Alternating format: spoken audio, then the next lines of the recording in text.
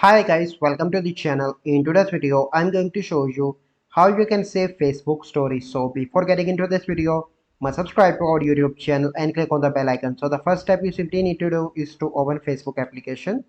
Then you simply need to click on your profile on the top right. Here you need to scroll down and click on settings and privacy. Then you simply need to click on settings. Scroll down here and click on stories. And here you need to click on story archive, and here you need to turn on this feature save to archive. So let me show you where you can find your save stories. You simply need to click on your name, click on three dots, and here you need to click on archive, and here you can see click on story archive. So here you can see that. So this is the process.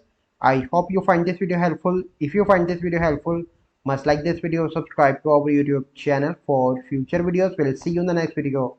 Thank you, have a good day.